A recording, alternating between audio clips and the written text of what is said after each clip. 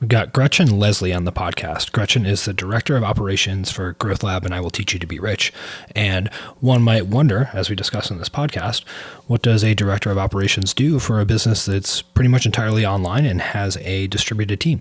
And I think that's a really fascinating management scenario. And as someone who's had to work pretty hard on understanding how to manage people and how to solve problems by working together with others rather than just kind of plowing through and doing everything myself, there's some really, really good takeaways here from Gretchen in terms of getting everyone on the team aligned, holding people accountable, especially in a remote situation. And my biggest takeaway was really helping clarify what does done look like for a team, because that can get so much more alignment on actually moving forward with a project in a way that makes sense to everyone, rather than, balls getting dropped and managers getting frustrated and people on the team feeling like they're being nitpicked, et cetera, et cetera. So some really great takeaways from Gretchen here in terms of management. Anyone who has to work with other people is going to get a lot from this episode. So enjoy.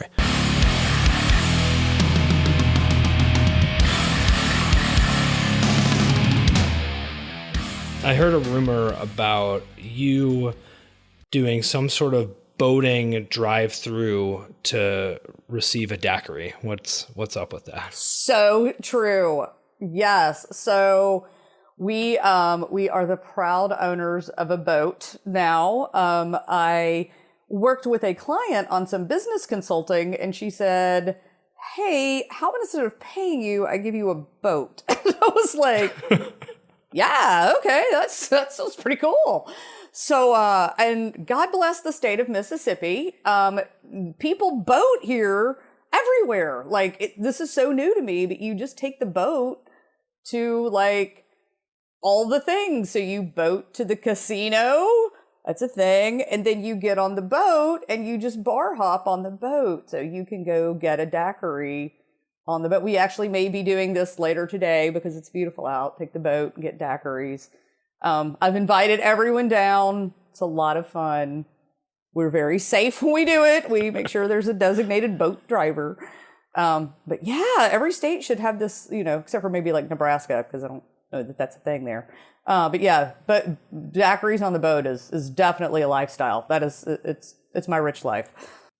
So it's basically the Venice of the South then. It totally is. It is like a redneck Venice. with these. So hold on. Are these stands set up only to distribute alcohol to boating folk? No, you actually can get off said boat and then go into, and there are various levels of there's one, some of them are very nice. They're you can take a boat to the casino and actually go to the nice casinos and their nice restaurants and whatever. But the place across from my house is magical. It's this joint called Gills, and it's known as one of the 25 best dive bars in the U.S. And it is a bar/bait shop.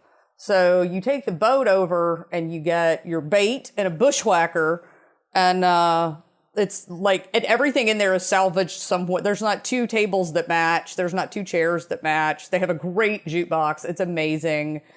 There's no food whatsoever. Inside is pitch black. Outside is just a bunch of random furniture on a shack patio. Oh, it's great. And they always have Saints games on Sunday. Sounds delightful. Well, so a lot of people who get boats, it's sort of a notorious luxury item that ends up upsetting people more than the pleasure it brings them, right? Where they're right. Yeah, cool, a boat. And then it actually, they don't use it that much and they have to maintain it and they're paying a bunch of weird fees to keep it somewhere and they just end up hating it. It sounds like that's not your scenario. You love the boat. So I am a little bit of an over-researcher. And when I say a little, I mean a lot. So people that get boats a lot of times, they put them somewhere and then they have to pay for a boat slip. So because we live on the water, my boat's tied up in front of my living room. So I'm not paying to put it anywhere. And then it depends on what type of boat that you get. We have a pontoon boat and they're not super nice and cool. It's basically a living room on water wings. That's all it is. And you really can't screw them up. They don't take much maintenance. But once you putting gas in, it's basically about it. So, you don't have to spend a lot of money to keep them up. But if you want a really nice boat, my brother-in-law has a super nice boat. Those can get a little more costly. So yeah, there's a whole lot of bitter boat people that I do know. But yeah, that's not really our scenario. Although my husband's constantly talking about his next boat. And I'm like, yeah, good luck with that. You let me know when you work that out. Not a 2-boat family? Yeah, well, not unless he becomes a 2-job kind of husband. You got to support. Hey, you got to make enough money to support that 2-boat lifestyle. That's right. I'm working on it. That's, yeah, we argue over what ridiculous thing we would spend money on next, and we're like, wait a minute, we still got to pay off that stupid house. So no, it's not happening. It's the hedonic treadmill of boats. It is. You just because once you have like a pontoon boat, you're like, now we need a power boat. Then you have to get a sailboat. You suddenly have a boat collection, and he's like, well, then we should get a jet ski. And I'm like, to what? What are we going to do with that? So yeah, you end up collecting boats, I think. Yeah, it's immediately upon receiving a new boat, you're just right back where you started in need of another boat. Yeah, see, and then I went an RV, which is hilarious because I can hardly drive the little Jeep that I own. But I'm like, yeah, I'm going to totally drive an RV. But yeah, so he's like, we should get another boat. And I'm like, we should get an RV. I don't know where we think we are, what we're doing with all these, utility sport vehicles. Like this, we have aspirational lifestyle goals, apparently. Yeah, totally. We're not nearly that fancy. We just think we are. Well, so you're able to live in the Venice of the American South while running operations for an entirely remote company, right? So what does that actually mean? Because I think a lot of people are interested in remote work, that's something people enjoy the idea of, but the reality of it is often a little bit more complicated, and especially in terms of running a large organization. So like what actually happens in operations for like a distributed team? That is actually a great question. If I define it to you, I'm hoping I can explain it to my mother. Yeah. It's the running joke that no one knows what we do all day. Like people think, so you just must sit around and watch TV, and like, we're like, no, it doesn't really work that way. So a remote company it's actually great, but you have to be incredibly selective in your hiring process. People who are not self-motivated are just never going to make it. And we've had a few people who have kind of self-selected out because they're like, I just can't do this. Either they're not self-motivated enough to kind of set and pursue their own goals, or they just go nuts working from home. They're like, I just need to be around other people. But for us, we have in operations, it's really several different departments and areas of the company. And everybody, the way to make a remote company work is you just have to be really, really crisp on what everybody's goal and contribution to the company is in the long term and in the short term. So like for our team, we've got a amazing student success team, and they deal with all of our front end student and customer issues. We've got marketing automation. Who gets all of our emails, sales and marketing automation. So they do all of our sales and emails and get those out. We have human resources, finance, engineering. Right now I'm working with our growth and lead generation team, but I have amazing leaders in all of those areas. A day in the life is really, we typically meet as a group. We decide what our key projects are. And then based on those projects, everybody gets their piece of it. There's usually some component of research or work, and then we come back together and then we put the puzzle pieces together to deliver. It's not that different than being in a regular office, only we spend less time standing around the coffee pot talking about what we did this weekend. It's my least favorite activity, so same. Sounds. But we have a mad GIF game in Slack. We are really good at saying funny stuff in Slack. Yeah, some memes are generated. Oh yeah, we are mad with memes. We are so good. So you mentioned something about people needing to be self-motivated to have success on a remote team. How do you actually filter for whether or not someone has that capacity to, work when there's no one actually looking at them? That is, it's hard, and you never get it 100% right. Some people, everyone thinks, not everyone, but a lot of people think they want to work remote because it sounds great. It sounds luxurious. And even my husband is now, for the first time, working remote this year since we've moved.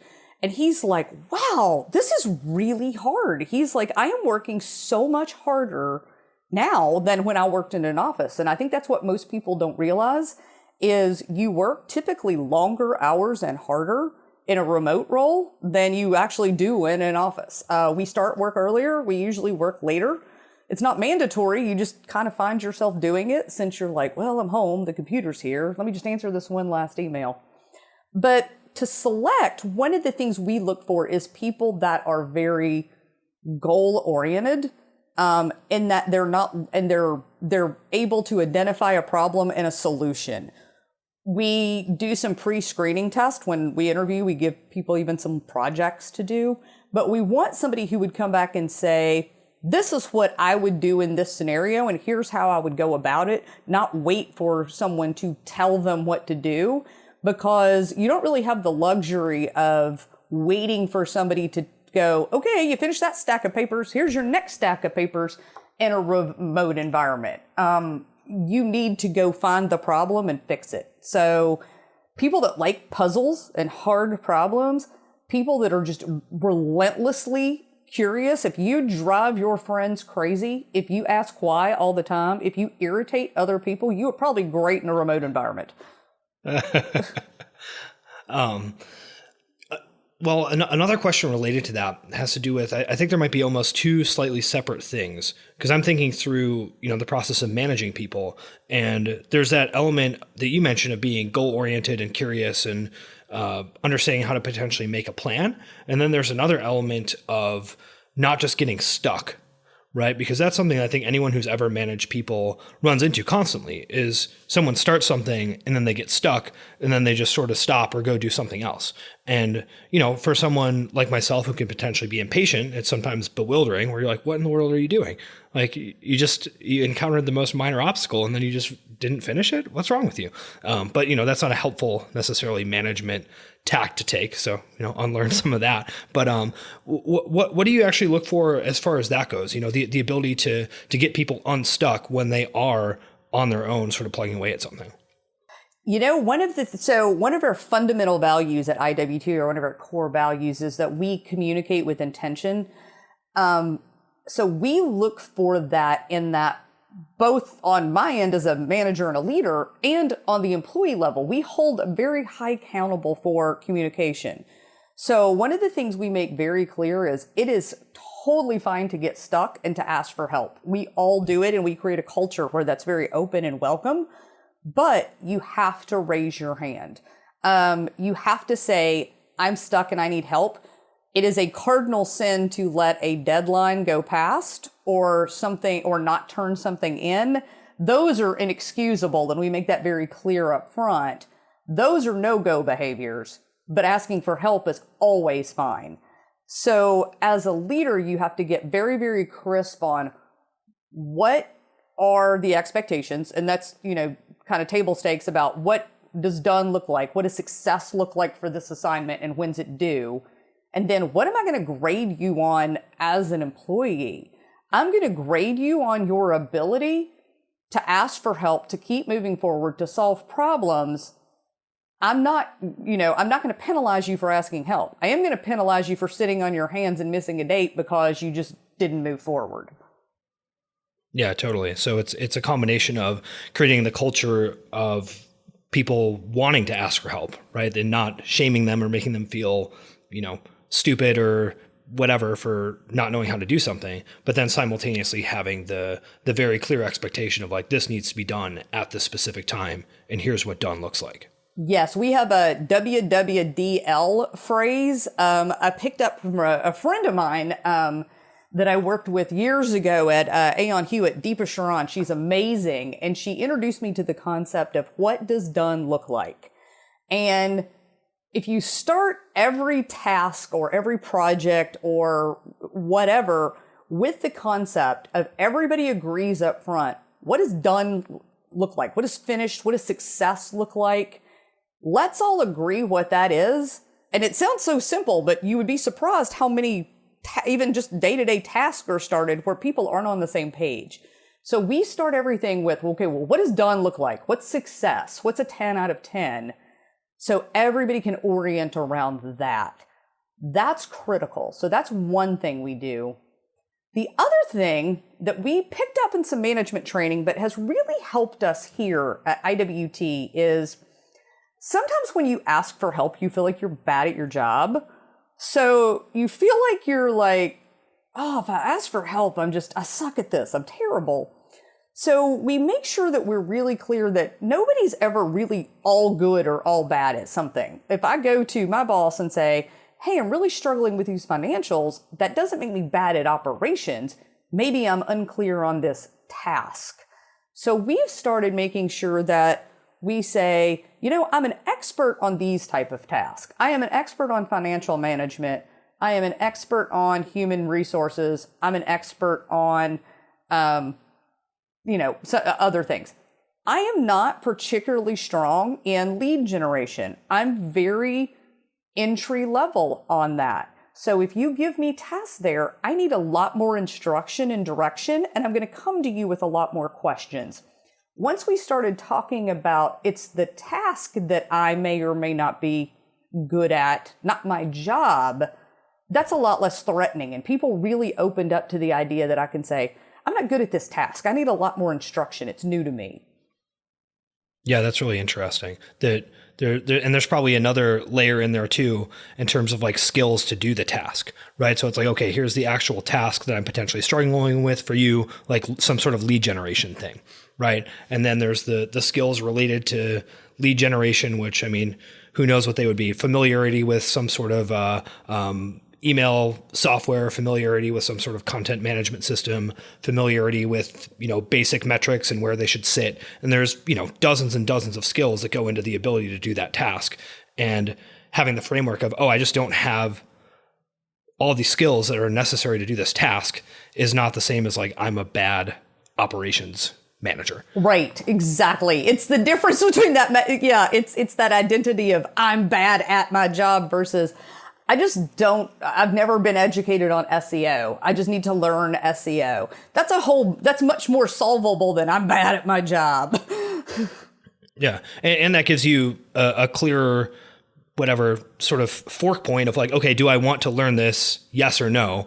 Okay, if I do decide to learn it, like here's what can be expected in terms of my completion of this task. And if I don't decide to learn it, it's like, well, you're either going to get something that maybe takes longer and isn't as good because this isn't my expertise, or we should have someone else do it potentially. Right. It's a much more robust conversation, and people feel comfortable saying it's going to take me longer to do this because I've never done it before and I don't have these skills, as opposed to agreeing to do something and saying, yeah, okay, I guess I can do it, and then just floundering and being frustrated and under-delivering, or constantly feeling like they're just dumped on with work that they don't know how to deal with. So everybody is much more open to the conversation. Hey, can you help me learn these skills? Yeah, and I want to circle back to the concept of what does done look like, because I think that really resonated with me in terms of being really important to clarify when creating some sort of project. And just thinking through examples from my own experiences, there's probably two ways in which that goes awry. One is, let's say you as a potential expert in something, we could even use someone who is in fact an SEO expert, where to them, they're like, okay, cool. Like, here's the project. We want to, optimize these pages and we want to see this kind of traffic change. And to them, it seems like that it's pretty clear. The outcome is clear. But as an expert, they have so much tacit knowledge about what needs to happen that they can't articulate. And then other people, that they see this sort of like vague, mushy thing and they're like, oh, I don't really know where I'm going with that.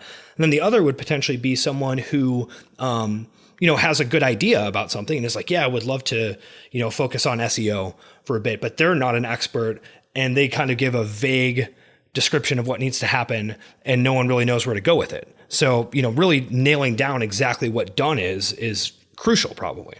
It is critical, and it leads to that's actually a really good example. You'll find out, especially in like IT space, you can end up with 57 pages of requirements documents in IT world. But yet, if you've ever worked on an IT project, you're like, that's odd. We have 57 pages of requirement documents. How did we fail? I don't understand. But it's because if you ask stakeholders at various levels of the project, nobody had a clear understanding of what done looked like or what success was. And as an example, I worked on a pharmacy system once.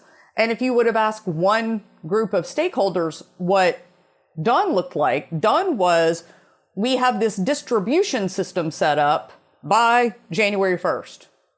Well, if you would have asked the executives what done looked like, it's, we have the distribution system set up, and it can ship 100 orders an hour, was their criteria. One team was completely and totally focused on speed, didn't care about volume. It had to be done by January 1st. The other team was like, nope, it's not successful until it can ship 100 orders an hour.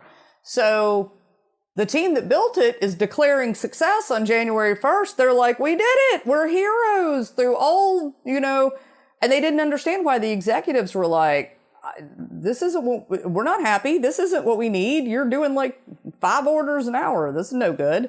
And they were just crushed. Like, it just ate their little souls. They were like, what happened? We met all the requirements. So it was critical to align on, what does success look like?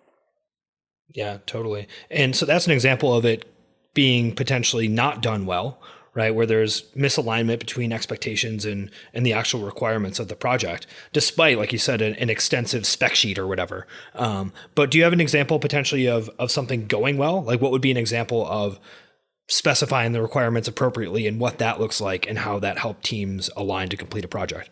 Actually, you were just involved in something that ironically it went well from a what does done look like. So we recently did an event in New York, which you attended. And we had some clear criteria as to what success looked like for us for that event. And our success criteria, we all agreed would be that we would get amazing video, so that we could use in our products that we're going to be releasing next year, that the people that attended felt that the event was amazing and gave us really good, like on a survey, they would rate the event high, and that they would recommend the event to other people. It's something that they would tell other people, this was great, you should go to this or something similar. That was our criteria. We wanted basically it to be an amazing experience for the students and to get really good video out of it. We achieved that criteria, so it was a success. Now, ironically, as you know, we had every kind of logistical issue we could have possibly had with the actual production of the event, which was kind of crazy. But it's a really good reminder of, you can still miss all kind of requirements and still be successful, because hopefully you were one of the people that said you liked us. But it went really well. Yeah, I think that's a really good example that you mentioned, right? And to give, do you want to share what actually happened with like the venue and all that kind of stuff? Totally can. It was crazy. It's never an event until something goes completely off the rails. That's just event planning. So we had it was 4 days before the event, somebody broke into the venue where we were going to host it. And we had to move the event venue at the very last minute to a whole new location, sight unseen. So I had to move all of my vendors. One of the vendors we're still in a dispute with because we couldn't rearrange the contract. The new venue only had 1 bathroom, so that was kind of crazy. We were rearranging furniture. People got stuck coming in and out of the airport. It was just a comedy of errors. We couldn't get some of the sound to work. Yep. All parts of live events. Well, and to your point earlier, I think that, if you get a lot of other stuff right, people can be very forgiving of those types of things, because everyone recognizes, hey, stuff happens. But, if you don't hit the big important parts, then all those little things can then become further ammunition for someone to get more and more angry and upset. Yes, our attendees were so gracious and so kind and forgiving. But it was never a dull event moment with us. That was one of our bigger problems that we've had to overcome. And especially actually, is it harder or easier to find a venue like that last second in New York?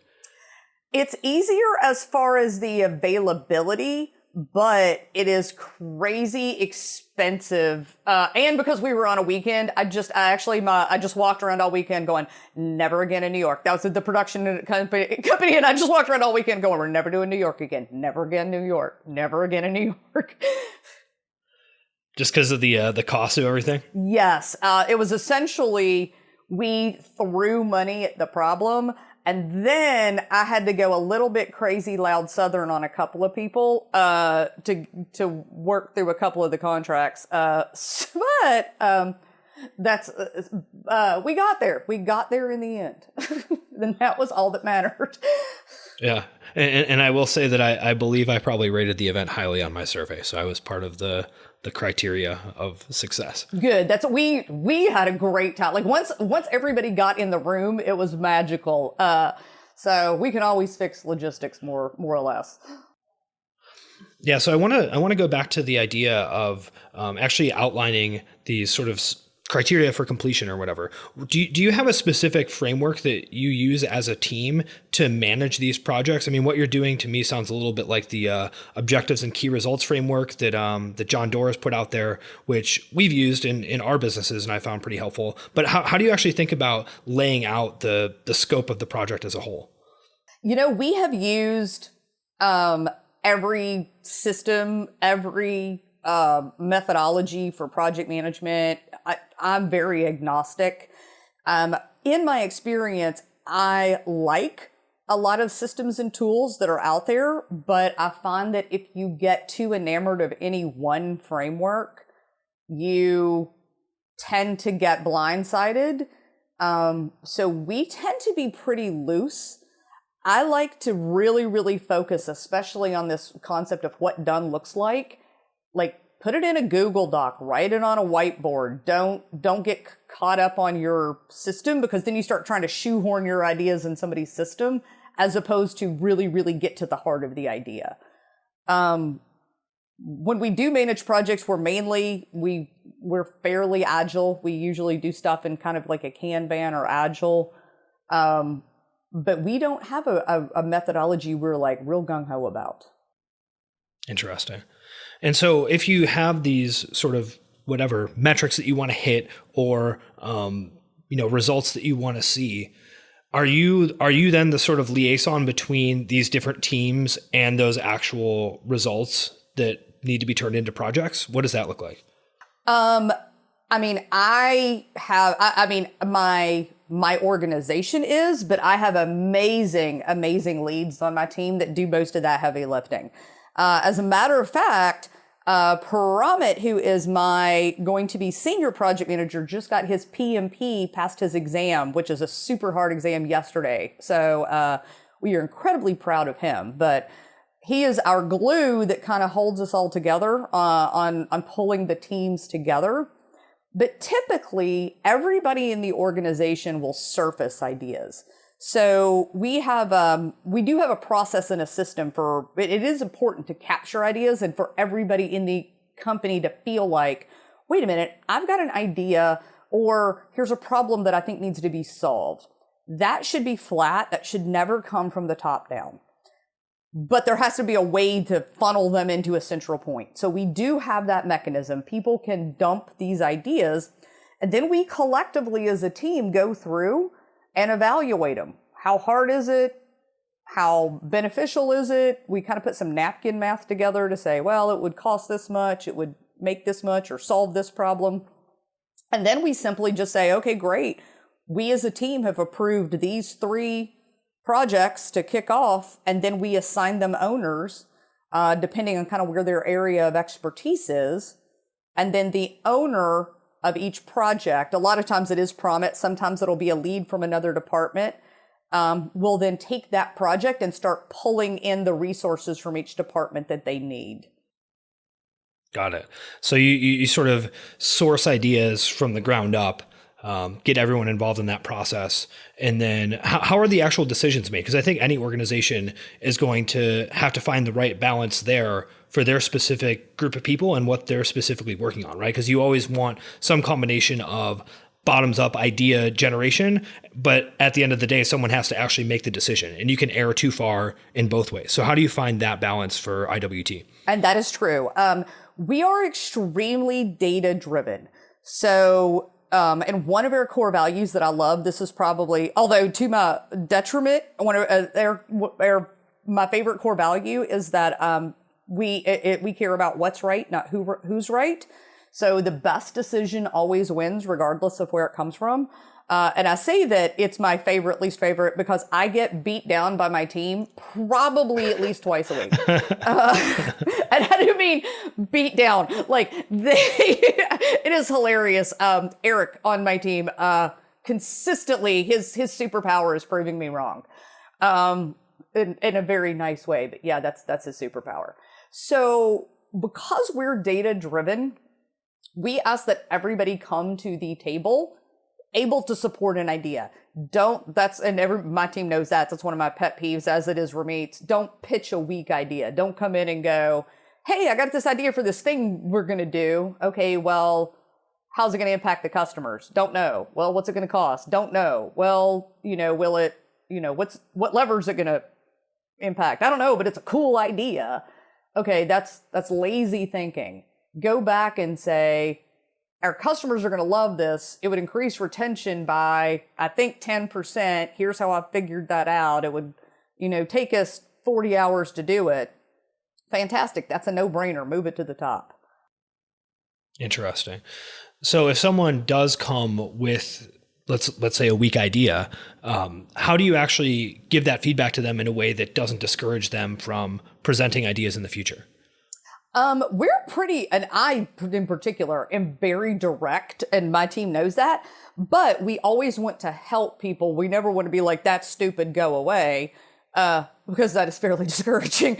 But, we will say, where's your math? Come on, how do you think? It's more the Socratic method. We're going to sit there and we're going to ask them the questions, and as they go, don't know, it's going to be, okay, well, why don't you go figure it out? And what we'll find is a lot of people will say, I don't know how to find that number, or I don't know where that comes from. And that actually is a great opportunity for us to say, okay, cool. Then let's talk about what we do know, and where can we make some assumptions.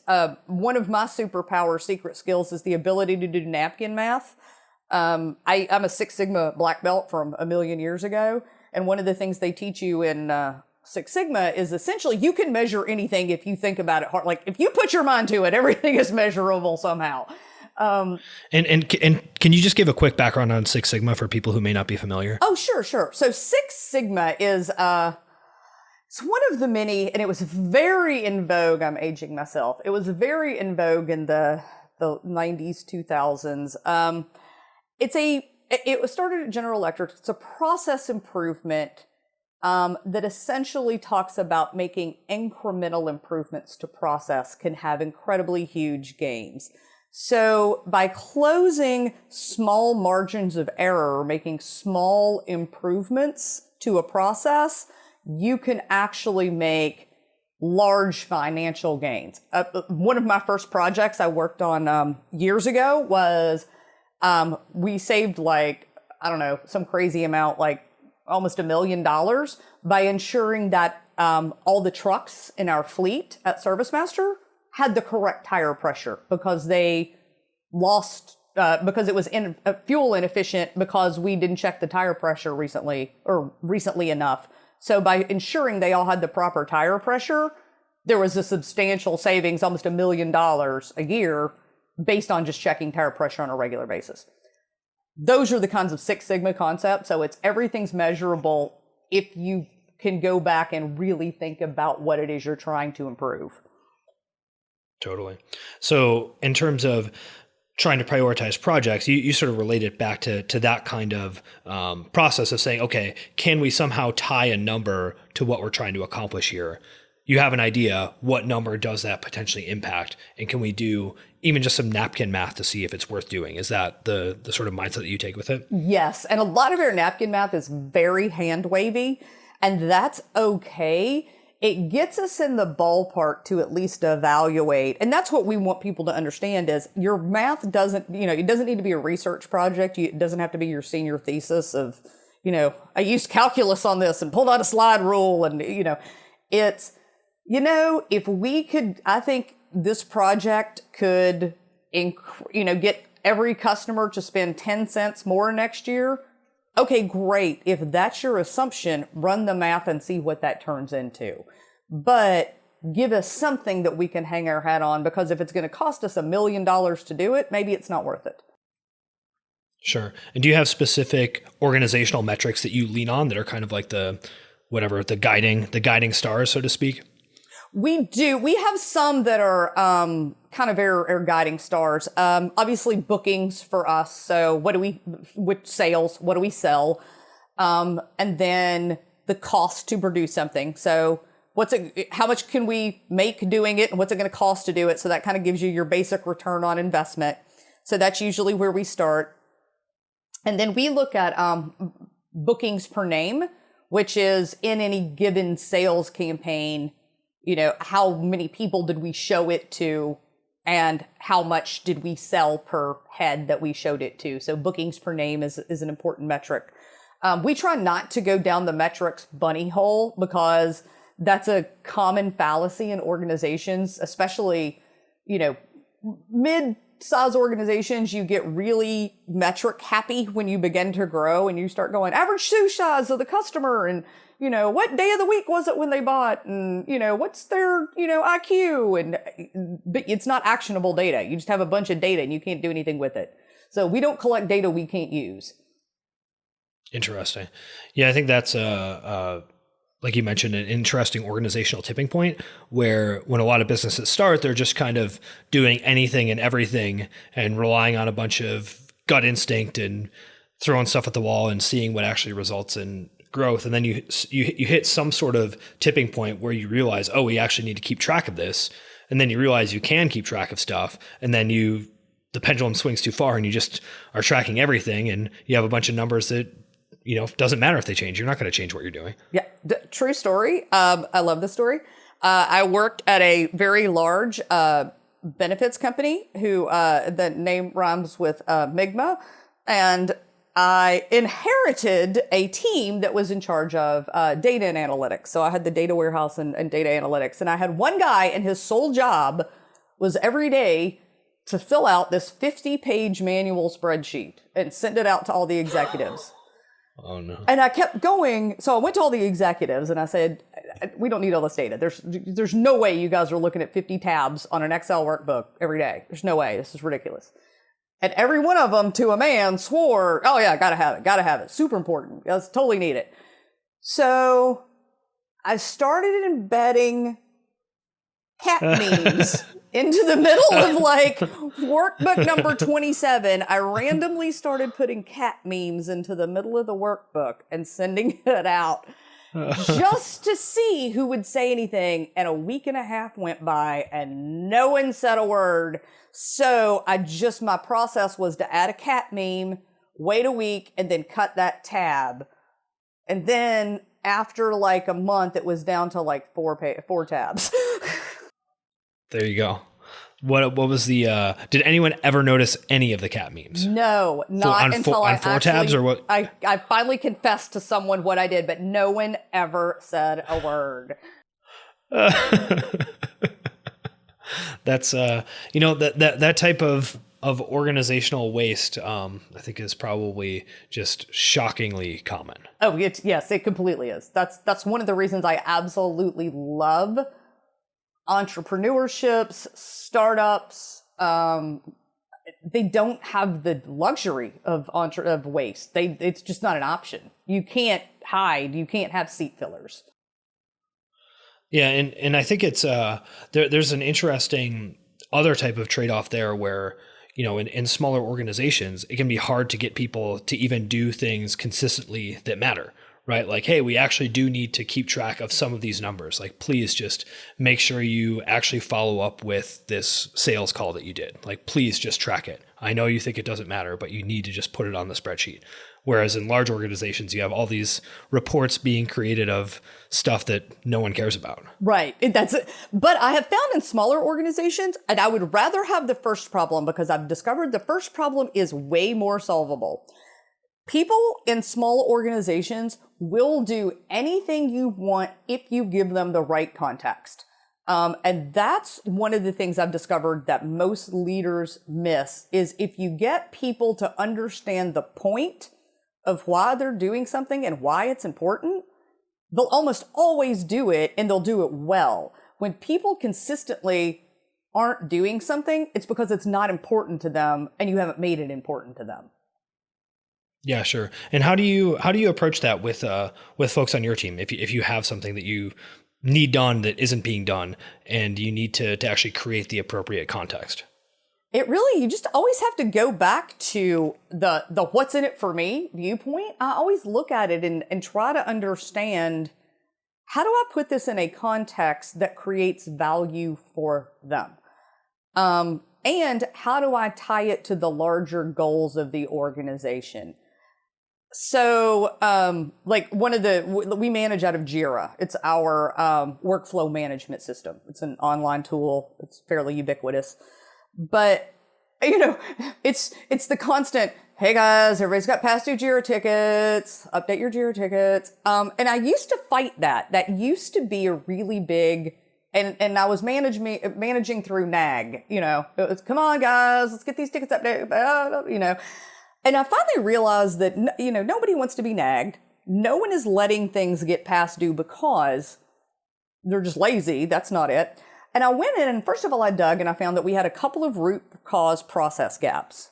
So if people aren't compliant with something, go see if the process is broken, 1. 2, then once I actually realized that we fixed the process and they saw that I was trying to help them and make it easier for them, I had more buy-in. After that, I was able to explain and give some really specific examples of, hey, you know how you didn't get this ticket updated and it was past due? Did you realize that the other department came in and worked this weekend because they didn't realize that you weren't going to deliver this on time, and et cetera, et cetera? Once people actually saw how their actions impacted other people, they went, oh no, I had no idea. I didn't realize the actual impact to the company. They immediately wanted to fix the problem. They had a vested interest. And then the third thing I would say on that is, if you can't find a way to make it important to the company, or you can't fix the process, then maybe you should look and say, am I having people do something that's pointless and we should just stop? Because if you can't make it important to them, maybe it's not important to them and they shouldn't be doing it. Yeah, totally. I think that's a really good tangible example. Jira tickets or Asana tasks or whatever, where some percentage of people just by nature are going to love that type of stuff. They're going to be like, yes, I have these tasks. I check them off. They're organized. This is fantastic. But that for a lot of people, they're just not wired to operate in that way.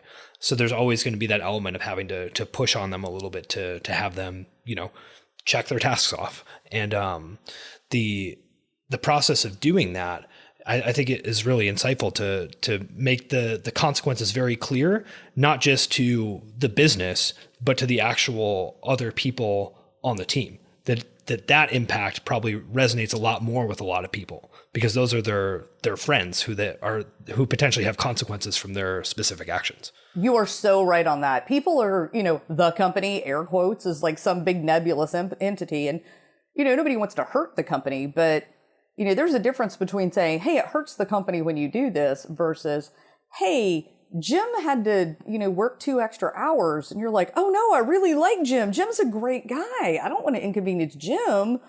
Letting people understand how their actions impact their coworkers. We're very accountable to each other here, and we hold each other accountable. And so that's really important. So that's a great call out. Yeah. And and potentially clients as well, right? If there's very tangible issues with certain staff performance that impact clients. We just had an example of something like that where similarly, we have a Google sheet that we use to sort of track our front desk tasks. And as expected, there's some compliance issues with checking it off that, we're working on. And one of the things that I realized that I didn't actually think about is that our actual members at the gym are watching the front desk person. And if they see the front desk person not doing something, and they notice it needs to be done, like they get mad. Yeah. Right. That the actual clients are actively judging everyone all the time, and not to be like, oh, you're being watched or whatever, but it's like, yo, if you don't actually use the task list, so you're not aware of what needs to be done, and a client sees like, oh, the trash isn't taken out, the showers aren't restocked, whatever, and I see you sitting there just like chatting with someone, like the client is like, this place sucks. No one does what they're supposed to, which is maybe an overreaction, but still, there's a tangible consequence to a person based upon that. No, that is exactly right. Or I'm uncomfortable because I feel like you are in some way intentionally not trying to do what you should be doing. And maybe there's some conflict. Like, whatever it is, you've created an unwelcoming environment for me by not doing what needs to be done. So yeah, there's absolutely a tangible there. I think that's a huge call out. Yeah, interesting. So in terms of the actual management structure, I mean, we talked about a lot of this project management stuff, which I think is really, really interesting. But with a remote team, a lot of the stuff that people tend to do in organizations is potentially structured differently, right? I mean, consistent meetings, one-on-one meetings. How do you guys manage all of that?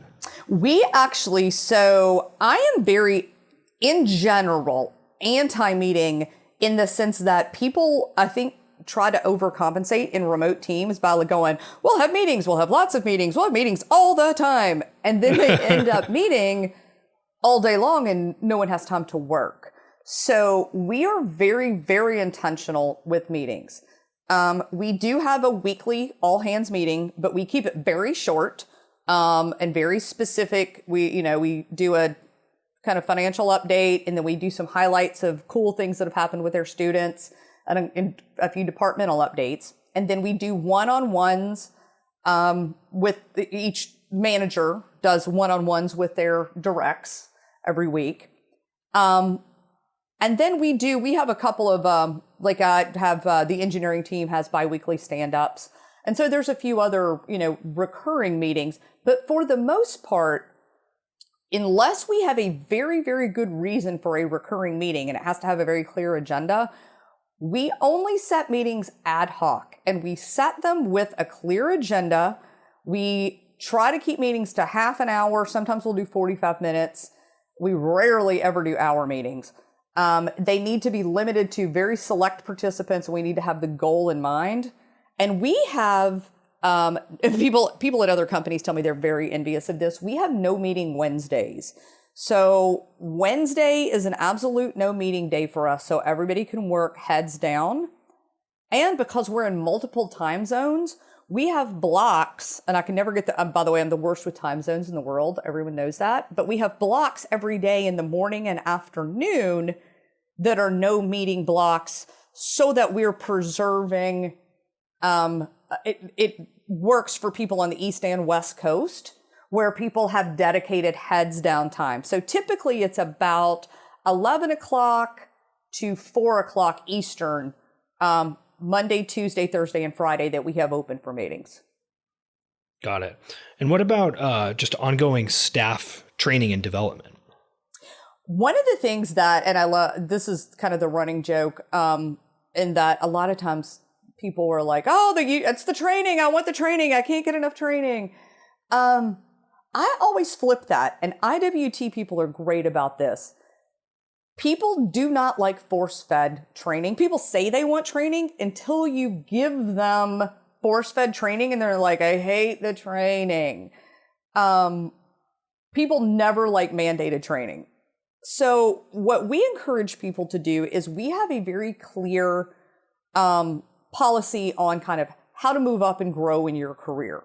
And one of the things that we ask people to do is work through the matrix of your job with your manager and come up with a very defined training plan specific to you, and your manager does not do it and hand it to you. You do it and say, based on where I want to go, these are the skills I need to master. What can we do together? And then we as leaders make sure that we are giving our employees all the resources, the time, and the support. A lot of times we'll read books together, we'll review them together, we'll take some online classes, sometimes we'll go to classes. But one of the things as an IWT employee that we're very passionate about is you have to own your own success. Nobody's going to feed it to you. And what does that process look like of coming up with those actual goals for each employee? Because I think that's really insightful, right? People hate stuff that they have to do, but they like solving problems that they know that they have. So if you sort of put it back on each employee to come up with their own problems, then their buy-in is going to be much higher. So is there some sort of formal recurring process for developing those goals, or is that just kind of an ongoing thing between each employee and their specific manager? If it's done well, it is always very ongoing because it should be something. There's nothing worse than you get to the end of the year and you go, hey, remember those things we talked about in January, those goals that are completely irrelevant probably now to where the company is? Let's rate you on them. And then you as an employer are like, oh crap, I totally. And there's always some ridiculous thing that you're like, oh yeah, alphabetize the yellow pages. I was going to do that this year.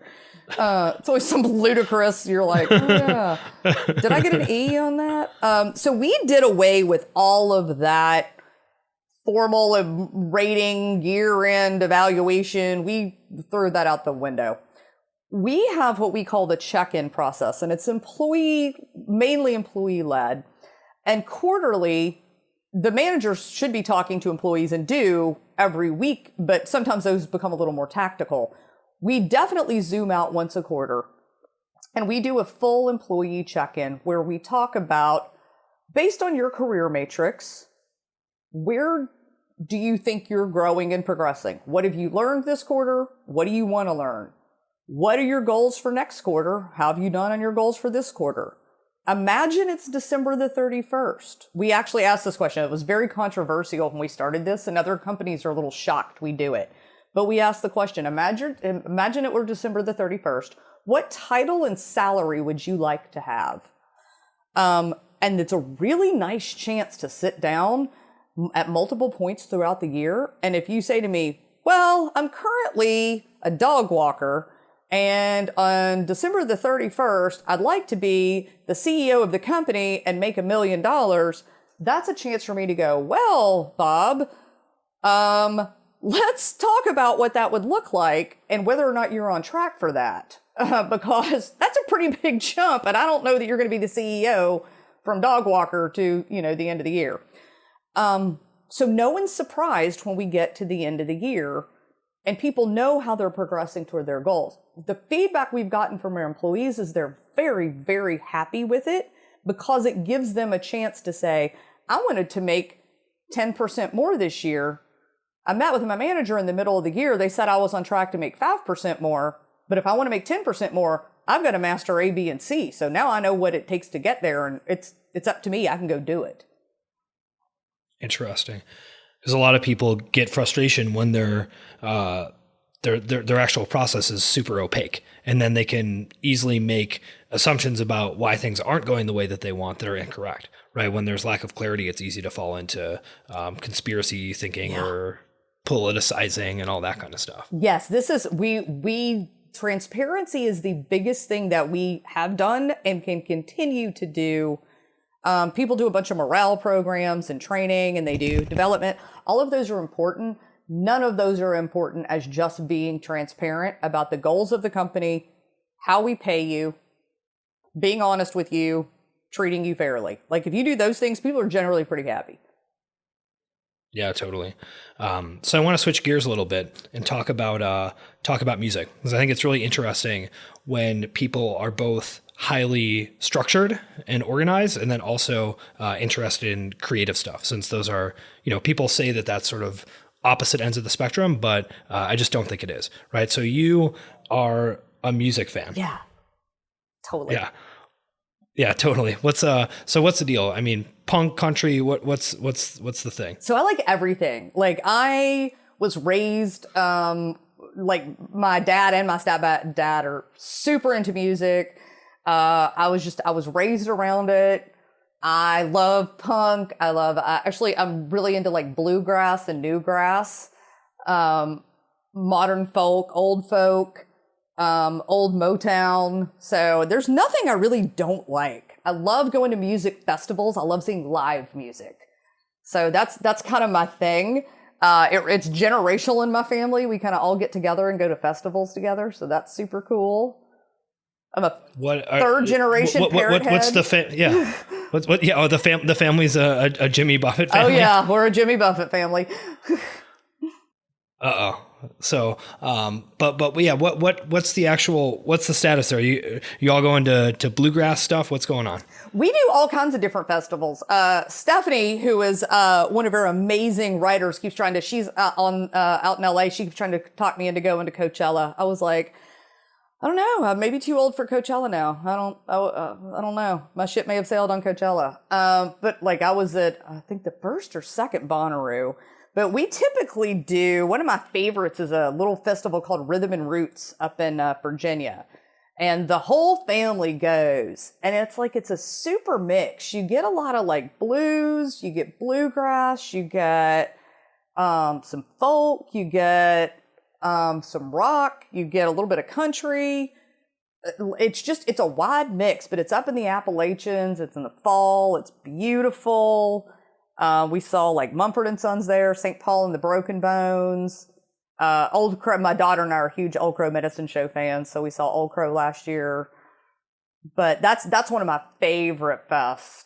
And then down here on the coast, we just went to the Singers and Songwriters Festival, and it's nobody you've ever heard of, but they were all amazing. They were all like acoustic singer-songwriters, and they were so talented.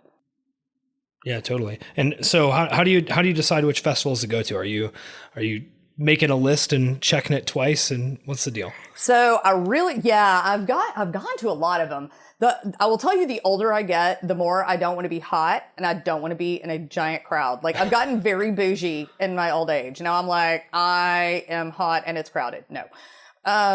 But like we went to Jazz Fest. We took my mom I don't know if my mom will get mad if she hears this, but mom's 76, mom and dad are 76, and we took them to Jazz Fest.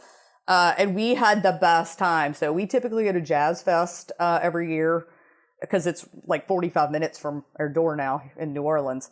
And we go to Rhythm and Roots, but I like festivals that are in cooler weather, in beautiful places. And then I'm not so super into the EDM stuff. I would not go, but that's not really my groove anymore. And then I'm not super into, although I used to go back into the day to the metal and hard rock festivals a lot. There's already talk. People are like, we have to go see Kiss's final tour. I'm like, hasn't Kiss had 15 final tours? Hasn't that happened a lot? I think Gene Simmons recognizes the commercial value of announcing a final tour. I know. I had a roommate in college that hooked up with him. Oh, how'd that go? It's my claim to fame. One of my college stories is, by association, I had a roommate in college that hooked up with Gene Simmons at a Kiss show. I mean, it's exciting. It's on my resume, right under operations management. Yeah. Totally. So you're going to go to the Kiss tour? You're going to come out of Mosh retirement? I may. And see, I love punk. Like I've been holding Debbie Harry's new book. I'm holding that for like Christmas, so I can for my holiday reading. But like all the old like Iggy Pop and the old Stooges and Debbie Harry and the New York Dolls. Like I love all the old punk. So that's, they don't have like a lot of I don't like the new punk. I like old punk. Sure. Well, so why would a highly organized Six Sigma expert enjoy the rebellious chaos of early punk? Oh, I'm pretty rebellious chaos. I mean, I don't know, I'm fairly rebellious chaos. I'm not as organized and, straight-laced as, if I'm super excited. I'm projecting that image. That makes me really happy. No, I love, one of my degrees is social science, but kind of sociology, and any kind of fringe culture has always fascinated me. one of my key areas of study in college was the beats and the 60s counterculture. So I love learning and studying about groups that identify together. Like your people, the CrossFit group. The CrossFit culture is a weird culture, man. You guys like got your own, It is. your own language, your own like your own unique socioeconomic system. Totally. Although actually, so what does your sociology brain think about people who are in a culture like that, but then find the culture itself to be corny, such as myself? See, I love that because I'm the same way with some of the like the Venn diagram overlap, you know, like the entrepreneurial culture I love, but there's some elements of it I was like, wow, like you guys are so bro intense. Like I'm like, there are pieces of the entrepreneurial culture that I live in that I'm like, you guys are a little over the top. Like, you know, so I kind of love it. I love the fact that anybody should be able to take a step back and laugh at themselves or their culture or their, you know, we should always be able to take ourselves and our group with a grain of salt. Yeah, totally. And that's sort of depending on where you sit within that culture, that you're probably either, you know, excited and on the way into something or jaded and like slightly scoffing at what other people are doing. And there's probably very few people who are in between those two. Yes, I think that's true. I recently had my proudest parenting moment. And people are like, "Oh my God, what happened? Did your daughter, you know, go to medical school, get engaged, have a baby?" I was like, no, she would just hosted her first dungeon as a dungeon master. I am so excited. So, yeah, my daughter's a D&D nerd now. And, but she's like, they're like super into it and it's all fresh and new. And I was like, oh, I love new young nerds. They're so exciting. Yeah, that's incredible. We played Magic the Gathering pretty extensively. Totally did. And my friend Peter and I tried to play Dungeons and Dragons, but it was just the two of us, and it just didn't go too well. Well, I thank Stranger Things for making a D&D like it. I think Resurgent made it cool again. Oh, really? Yeah. Awesome. So people are watching Stranger Things, and they're like, "What is this nerd game?" And they're finding D&D. That's my theory. I have no proof of this, Love but it. I have this working theory that there is a D&D resurgence thanks to Stranger Things. Yeah, and that's not unreasonable.